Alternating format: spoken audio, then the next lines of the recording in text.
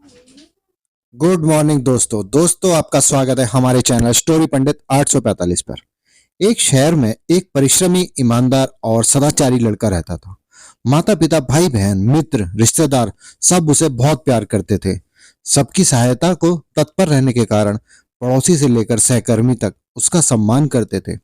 सब कुछ अच्छा था, किंतु जीवन में वह जिस सफलता प्राप्ति का सपना देखा करता था वह उसे उससे कोसों दूर था।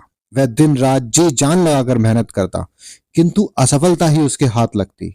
उसका पूरा जीवन ऐसे ही निकल गया और अंत में जीवन चक्र से निकलकर वह काल चक्र में समा गया।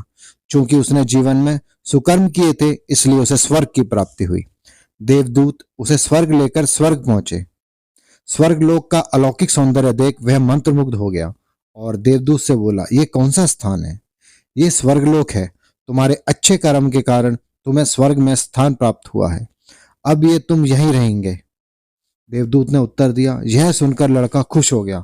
देवदूत ने उसे वह घर दिखाया जहां उसके रहने की व्यवस्था की गई थी।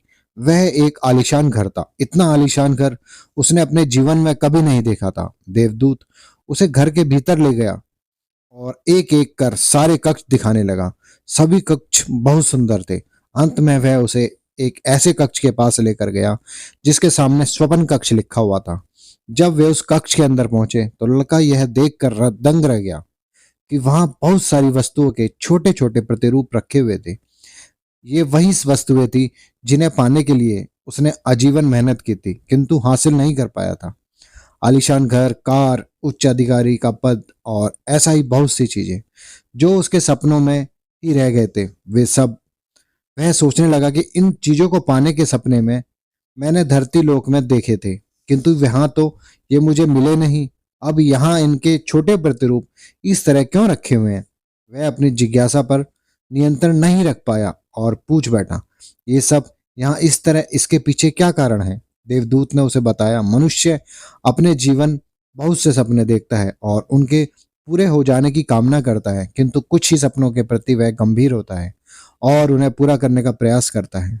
ईश्वर और ब्रह्मांड मनुष्य के हर सपने पूरा करने की तैयारी करते हैं, लेकिन कई बार असफलता प्राप्ति से हताश होकर और कई बार दृढ़ निश्चय की कमी के कारण मनुष्य उस क्षण प्रयास करना छोड़ देता है जब उसके सपने पूरे होने ही वाले होते हैं।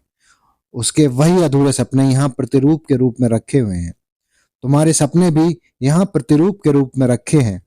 तुमने अंत समय तक हार न मानी होती तो उसे अपने जीवन में प्राप्त कर चुके होते। लड़के को अपने जीवन काल में की गलती समझ आ गई, किंतु मृत्यु पश्चात अब वह कुछ नहीं कर सकता था। मित्रों, किसी भी सपने को पूर्ण करने की दिशा में काम करने के पूर्व यह दृढ़ निश्चय कर लें कि चाहे कितनी मुश्किलें क्यों ना आए, चाहे कितनी बार भी असफलता का सामना क्यों ना करना पड़े, अपने सपनों को पूरा करने की दिशा में तब तक प्रयास करते रहेंगे जब तक वे पूरे नहीं हो जाते।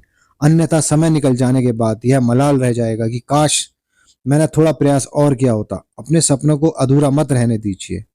दृढ़ निश्चय और अथक प्रयास से उन्हें हकीकत में तब्दील कर के ही दम लीजिए। Thank you for watching this video. Please subscribe this channel.